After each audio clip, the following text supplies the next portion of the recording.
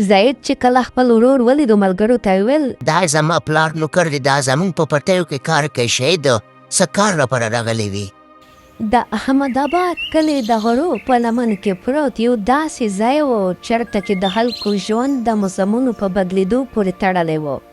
د حمید او زاهد پلار کاکا عمر یو ډېر غریب خو ننګیالی سړی و. هغه په پټیو کې مزدوري کوله خو زامنو ته به یې تل ویل بچیانو که وږي پاتې شئ خو مرۍ به د حلالو ګټئ، ځکه د حرامو مال د سکروټو په څیر وي. کله چې کاکا عمر وفات شو حمید یوازې 14 کلن و.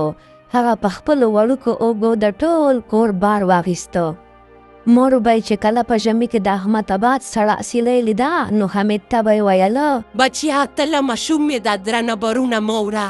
خو حمید به په مسکا ځواب ورکوه مورې زما ورور زاهد باید یو لوی سړی شي. زه به هلې توی کړم چې هغه قلم په لاس کې واخلي.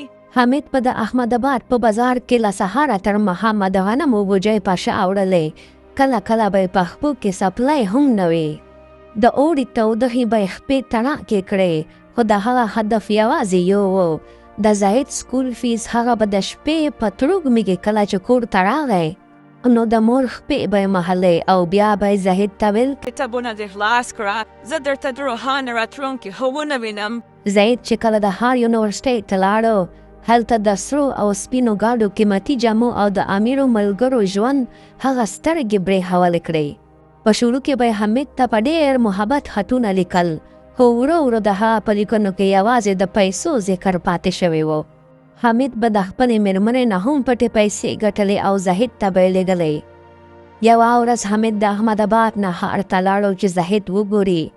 هغه په ملي او زړو جامو کې و. په لاس کې د کلي تازه غوړي او پنیر و. کله چې هغه د یونیورسټۍ دروازې ته ورسېدو زاهد له خپلو ملګرو سره ولاړ و. یو ملګري ترې وپوښتل زایده دا د غره سړی څوک دی چې ستا په لور د روان دی؟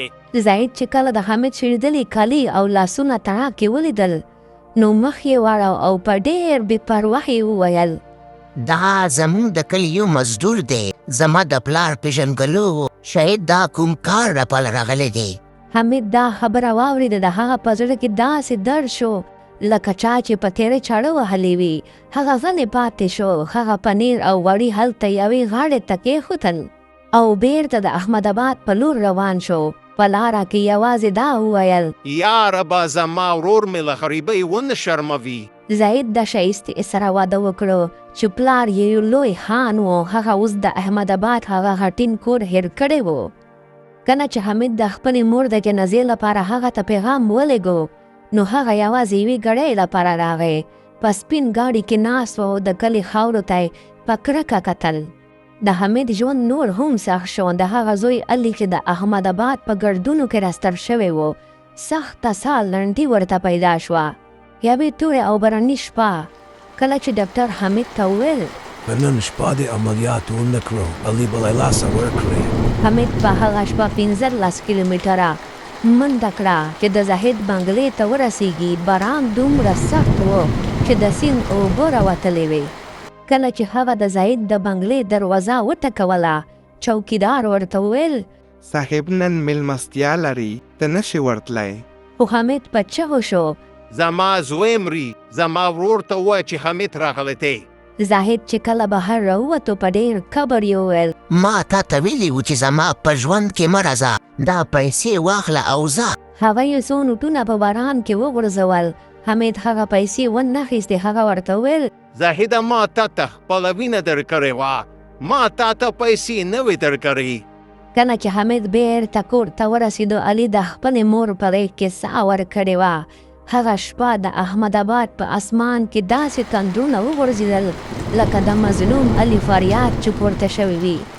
10 کاله وروستو زاهد چې په خپل غرور کې ډوب و د قدرت له څخه سخت حساب ورسره شروع شو. هغه په بانک کې غلا وشوه، په کاروبار کې ملګرو دوکه ورکړه او په پایه کې د هغه یوازینی زوی په یوه پیښه کې له دنیا لاړو.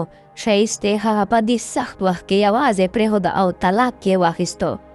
زاهد ته کینسر شو. هغه اوس د احمد آباد د هغه سوالګر په څیر و چې په کوڅو کې به ګرځېده. هغه یوه ورځ په ښار کې لوی هسپتال ولیده چې په وړیا ټوکه پکې د زړه د ناروغو علاج کېده. هغه چې کله دننه لاړ ویې لیدل چې یو سپین ږیری سړی د ماشومانو په سر لاسونه وهي. هغه حمید و. حمید د خپل زوی علي په نوم یو لوی فلاحي بنس جوړ کړی و. هغه د احمد آباد خلک راټول کړي وو او یو داسې نظام یې جوړ کړی و چې هیڅ غریب ماشوم د پیسو په نشتوالي کې مړ نشي. زاهد چې کله حمید ولید د هغه په خپو کې راپرېوته. ورورا زه هغه مجرم یم چې خپله وینه مې په سپینو کاغذو خرڅه کړې. ما مه بخښه، ما یوازې په خپلو لاسونو خاورو ته وسپاره. حمید په ژړا شو. هغه خپل ورور په سینه پورې ونیوه. زاهده ما هغه ورځ بخښلې وي چې علي مې په خپلو لاسونو دفن کړو. زه پوهېدم چې زما رب به یوه ورځ زما او استاد ترمنځ فیصله کوي.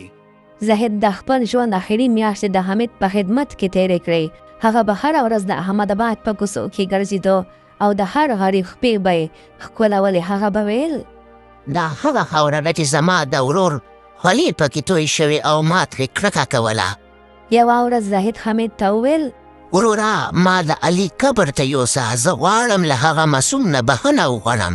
کله چې دوی دواړه قبرستان خاموشۍ ته ورسېدل، زاهد د علي په وړوکي قبر خپل سر کېښود. هغه دومره وژړل چې د قبر خاوره لنده شوه. په هغه ماښام کله چې د احمد آباد په جماعتونو کې د اذان غږ پورته شو، زاهد په داسې حال کې ساه ورکړه چې د علي د قبر خاوره یې په لاسونو کې نیولې وه.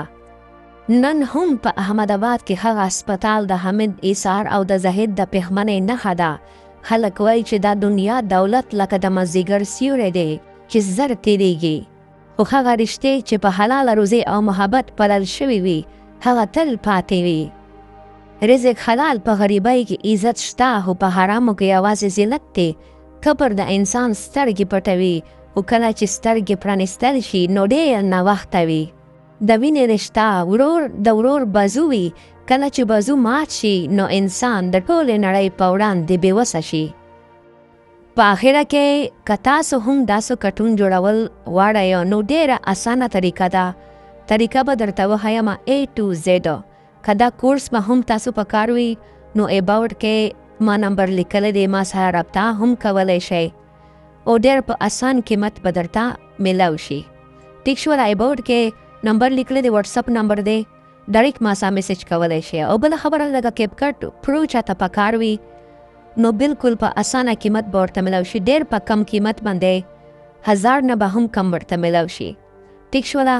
او اخره کې دا خواست کومه که چینل مو نوي سبسکرایب کړی نو چینل در سره سبسکرایب کړئ. او ځکه چې داسې به تاسو ته مزیدارې ویډیو نور هم په دې چینل باندې میلاویږي.